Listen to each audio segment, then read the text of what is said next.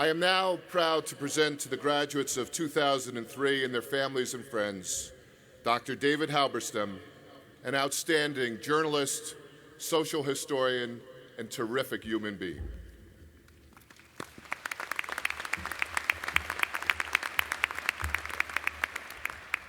Congratulations to all of you, and how nice of you to let me share this day with you. At my own college graduation a mere 48 years ago, our speaker was Konrad Adenauer, the Chancellor of West Germany. It was his first trip to America, and he had clearly wanted to come for a long time. It was also very hot, and he was very old. His nickname, by the way, was Der Alt, the old man. And he had a lot to say, and he spoke very slowly. In fact, he spoke very slowly in German. In addition, his words, therefore, had to be translated into English, and the translator obviously enjoyed his moment in the limelight and translated at what I would call a languorous pace. I think it took an hour and a half, and we didn't have dome stadiums in Cambridge. So I will try to be brief, 20 minutes, I hope, and with luck, there will be no need for President Cowan to translate back into English. For those of you who have not exactly prospered academically, let me give you a second bit of good news. You're being addressed by someone who was in the bottom half of his class at Harvard. Or in fact, if you want to be didactic about it, the bottom third of his class. So there is life after college, and I'm proof of it.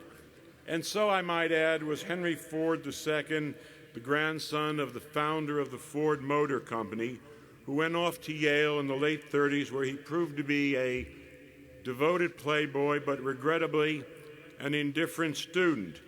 In time, with a critical paper due in an English course, he paid a classmate to write the paper for him, was caught in the act, and was unceremoniously bounced from Yale without his degree.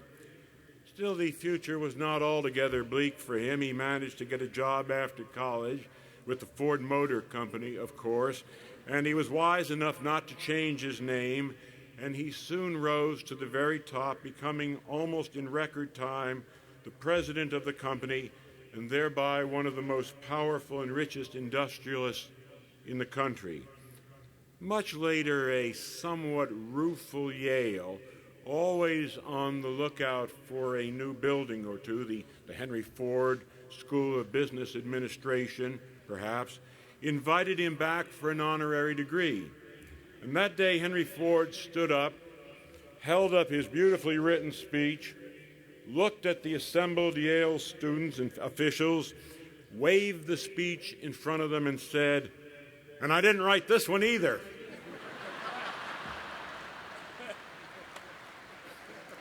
I wrote this one. A graduation speech is part of the rites of passage, the platitudes of June, Emily Dickinson once called them. As a commencement speaker, I'm supposed to do what your parents, your most cherished faculty members, and other people crucial to your lives have failed to do in the previous 22 or 21 years. Set you on a course of happiness and prosperity and away from a life of indolence and crime. All in under 20 minutes. So consider yourself warned.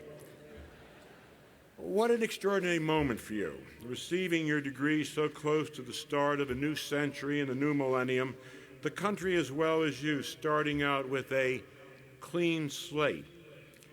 I know that many of you are a little uneasy about the immediate future, that it seems a bit more cloudy than the future as experienced by so many recent graduating classes. The economy is soft today. The jobs you might want seem to be frozen. People are not returning phone calls. The graduate schools seem a bit overloaded. Meanwhile, we are in the midst of at least one war, an ongoing war with terrorism, and engaged in a secondary war in the Middle East, which may turn out to be more complicated and draining than some of its architects expected. But I would ask you today not to be fearful. We're not a fearful nation. We've never been one. And the members of your own families who settled in this country, often after the most difficult and arduous of journeys, were most assuredly not fearful people. Instead, I want you to look forward to the essentially rich future which lies ahead of you, the blessed future which goes with the great good fortune of being a college-educated citizen of this bountiful and most dynamic country. The truth today, which I suspect you already know, is that you are among the fortunate of the world. Let me correct that slightly. The very fortunate of the world, especially, by the way, after suffering through 4 exhausting years in America's most austere and Calvinist city. You've been given a priceless education at an exciting time in the most open society in the world, at the moment when an entirely new kind of economy beckons, and as such you are uniquely advantaged. An education like yours, from a school as distinguished as Tulane, sets you apart not merely from most of your fellow Americans, but from most of the people on this planet. You, the young men and women of the .com and cell phone and email age, live at a time when education, more than ever before, is an economic advantage, when brains rather than muscularity drive the economy.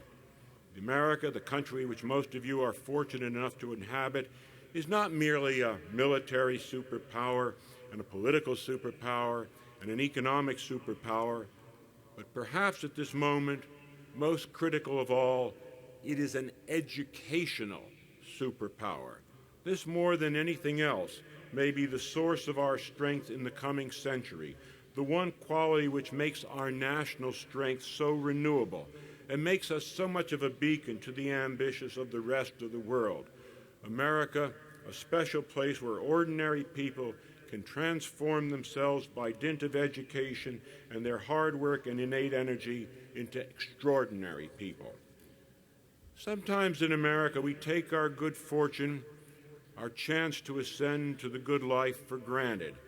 Yet I believe what sets us apart from other societies is the fact that for all of our flaws and failures, for all of our myriad contradictions, we in America, more than in any other society, give ordinary citizens a chance to reach their fullest potential. I speak of more than economic advantage, of course, for you've been part of a rare academic community where the intellectual process is valued not just for what it can do for you economically, but as an end in itself. Learning is not just a tool to bring you a better income. Learning is an ongoing, never-ending process designed to bring you a fuller and richer life, to help you understand the people around you, the world around you, the events around you, and to help you to understand, among other most complex organisms, yourself. You're fortunate enough to live in an affluent, blessed society, not merely the strongest, but the freest society in the world. In this country, as in no other that I know of, ordinary people have the right to reinvent themselves, to become the person of their dreams, and not to live as prisoners of a more stratified and hierarchical past. We have the right to choose if we so want any profession, any venue to live in and work in.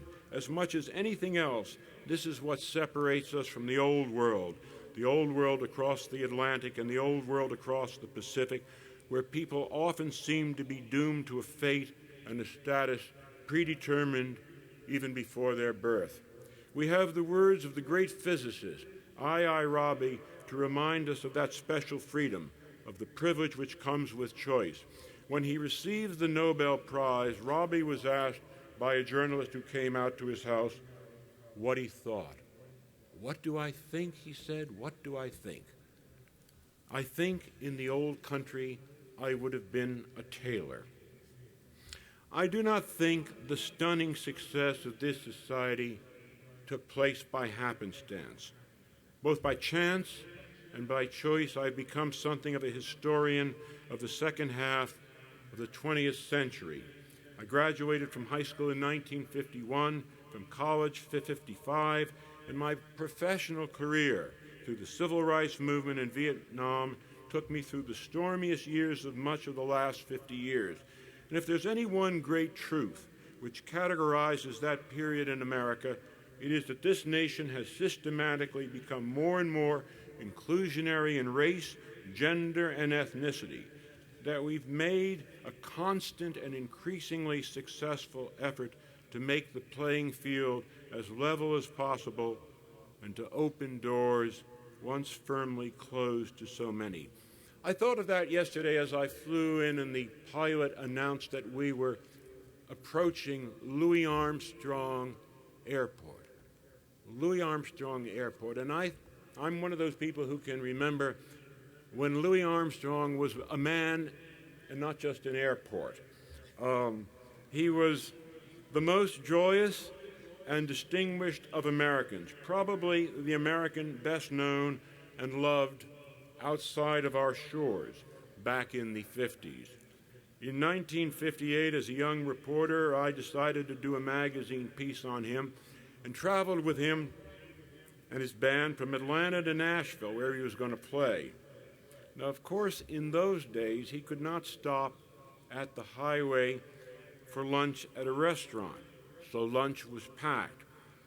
But when he, the most distinguished of Americans, needed, so to speak, to use the facilities, the bus driver looked for particularly thick foliage. The bus stopped and pulled over, and this great American walked into the woods. A great American in a not-so-great America. So there's a cautionary lesson there. We may be nostalgic about a past that we can now barely recognize, but we ought to be aware that the present is infinitely richer and more productive for almost all of us. This is, for all the difficulties and dangers, a wonderful time to be young and American. Never have there been so many wonderful choices before you if you manage to make the right decision. The truth is, not surprisingly, that this effort to be inclusionary has made us in all ways a better, fairer, and stronger society. And as for the economy being weakened by being more inclusionary, I should mention to you that the year I graduated from high school, 1951, the Dow stood at 250. Yes, 250. And so now on to the mandatory part of a commencement speech.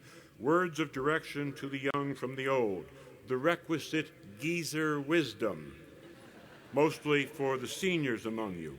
In the few minutes remaining to us, I would like to talk briefly about the uses of the uncommon degree of personal freedom which we celebrate today. For your education greatly adds to one of the most elemental American rights, one which we often take for granted, but which does not so readily exist elsewhere.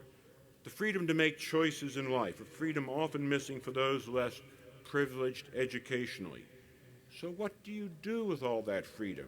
Freedom, after all, does not come without burden, without responsibility. For if we make the wrong choices, we have no one to blame but ourselves. We cannot rant against an authoritarian government which deprived us of our rightful possibilities. So how do we handle the burden of being responsible for our own destinies? For you're at the threshold of one of the most important choices that most of you will make in your lives, the choice of your career. We have, after all, in this country, an inalienable right to life, liberty, and the pursuit of happiness.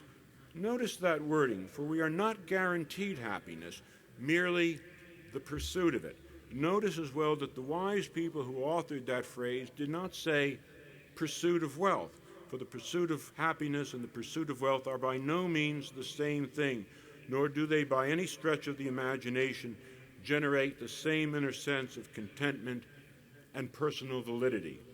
This is a critical decision for you, for other than the choice of a long-time partner, nothing determines happiness so much as choosing the right kind of work. It is a choice about what is good for you, not what is good for others whom you greatly respect, your parents, an admired professor, your friends, a significant other whom you suspect may be dazzled by a greater or loftier choice of profession. The choice is not about what makes them happy, but about what makes you happy. Not what seems to show that you are successful by the exterior standards of the society, not what brings you the biggest salary, particularly in the beginning when these things seem so important, and the biggest house or the greatest respect from Wall Street, but what makes you feel complete and happy and makes you feel, for this is no small thing, like a part of something larger than yourself, a part of a community. So the choices for you out there are not simple. It is, for example, possible to be immensely successful in your chosen field, and yet in some curious way to fail at life, to get to the top and yet fail to enrich yourself. A few years ago, my distinguished colleague, Russell Baker, the wonderful New York Times columnist and humorist, was asked by the Times in-house magazine to write a piece about a colleague who had just been promoted to a powerful new position. And Baker went to see his own great mentor, the wise Scotty Reston, then the Times Washington bureau chief, and he mentioned the colleague's name to Reston. "Tell me about his life," Baker asked. "That's not a life. That's a career," Reston said, and he said it with great disdain. He meant that the colleague had at once done everything right, but had somehow missed the point of what he had done. He had covered the requisite big stories, had made the front page the right number of times, but he had failed in some important elemental way to have the human involvement so necessary for real pleasure in his career. He had won all the prizes save the real ones, the friendships and all the fun that are at the core of what we do. So how can you tell the difference between a life and a career, between the authentic and the inauthentic? How do you seek out a life when so many others seem to want you to have a career? There's no sure plan to it. There's no clear path for any of us. You can't simply sit down upon graduation and chart your course, come up with a foolproof mathematical graph, and have it work out on schedule, such and such a title and salary by 30, an even bigger title and salary by 35. It doesn't work that way. Let me suggest that by now you should know something about your inner self, what's fun, what you're good at, what makes you feel good about yourself. And I'm suggesting as well that often that has very little to do with society's external reward system. Let me give you an illustration. I recently went back to the college from which I graduated, and I visited the undergraduate newspaper, and I talked with a few of the graduating editors. This was back a few years ago in that golden era which precedes yours, when all kinds of recruiters were still knocking on the doors to find bright young men and women and to pay them far too much money to go to work immediately after college. And I found that a number of the young editors had already signed up to go to work for consulting firms which were going to pay them $85,000 a year, about 3 times the beginning salary for reporters. Leaving aside the bizarre question of why anyone 22 or 23 years old should be going around consulting and giving advice about anything to anyone else, I had a sense that they did not particularly want to consult, but this was the best offer available and seemed to connect him to something from which I and most people in my generation were luckily spared, the dreaded fast track. And I, who had headed off after my own graduation to the smallest daily newspaper in the state of Mississippi for a grand total of $46 a week, which was actually $45 a week plus $1 a week to cover the Kiwanis Club because the editor covered the Rotary Club. I asked them, did it ever occur to you that the salary you are being offered reflects the fact that this is a choice you might not make were it not for the size of the salary? And that in some way that you do not entirely comprehend, you are being manipulated. So perhaps there's a rule or a loss of some sort out there. If you're at too young an age being offered too heady or too large a reward, perhaps it's because it's not being offered with your own long-term best interest in mind. Let me make a suggestion based on the accumulated wisdom from those 48 years ago and hearing Konrad Adenauer's endless speech.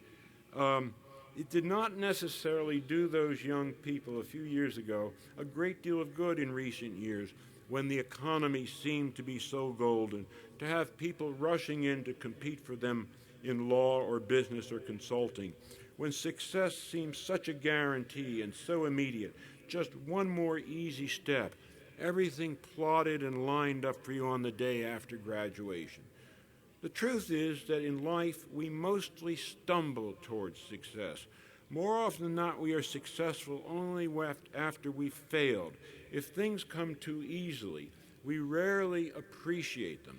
The things we truly appreciate are more often than not hard-won and come out of failure. It's all right to be a little unsure of the future.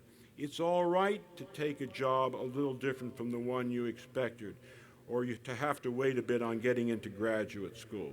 You may learn about yourself and what's good for you in the long run this way. So try and use your lives wisely, and try and make choices, even in your professional lives, that are of the heart. Do not be too readily caught up in the material snare of this society. If you want to be a botanist, poet, actor, teacher, or nurse, if that's what your heart dictates, do not go to law school or some other graduate school on the theory that it's a great ticket and it'll get you to a higher level in the society, that you'll make some money for a while, and then you can go on and do the things that you really wanted to do in the first place. It doesn't work that way. You will, I suspect, find it surprisingly hard to escape the life that you've chosen and go back to the career you originally intended. For you will almost surely become a prisoner of a lifestyle that you did not particularly seek out in the first place. An ever larger house, a fancier car, a more luxurious vacation. Do not be afraid to make some mistakes when you're young. Do not be afraid to try and fail early in your life. We often stumble towards the things we will end up doing best. Don't be afraid to take chances when you're young, to choose the unconventional over the conventional. Often it's experience in the unconventional which prepares us best for the conventional. Be aware that it's all right to make mistakes, and it's all right to try at something and to fail. The price of failure when you're young is much lower than when you're older. I suspect that you in the audience may look upon us on the stage and see nothing but people who appear to have always succeeded, men and women who've led professionally flawless lives. Would that that were true. What you do not see is our own anxieties, not just when we were your age, but throughout our careers, when again and again in our own minds we seem to be on the edge of some new failure. You don't see me at the moments a few days short of my 22nd birthday, when the editor of that small daily came up to me and told me that it was time for me to leave, that in fact he would pay me for that last day, that he wanted me gone from the office and from the town by the next morning, and that he had already hired my successor, who was scheduled to show up the next afternoon, and he did not think it would be a good idea if we overlapped. Fired, as it were, from the smallest daily in Mississippi after less than a year. What an auspicious start to a career. So in all things in life, choose your conscience, trust your instincts, and lead your lives without regrets. It's simply easier that way. I mention that because life under the best circumstances, even if you're lucky, and I've been very lucky in choosing the right profession, is very hard. First, you have to get the right profession, and then you have to go out and work hard for the rest of your life to sustain yourself in this choice which you happen to love. As the noted philosopher, basketball player, and sports commentator Julius Erving, Dr. J, once said, being a professional is doing the things you love to do on the days when you don't feel like doing them. So I congratulate you, my classmates. I ask you to choose wisely in the days ahead. Trust your hearts. Don't worry if it does not seem as if for the time being you're not on the fast track. After all, sometimes the slow track is the rich track, and try and lead happy and full lives. Thank you very much for having me here today and letting me share this wondrous day of celebration with you. Thank you.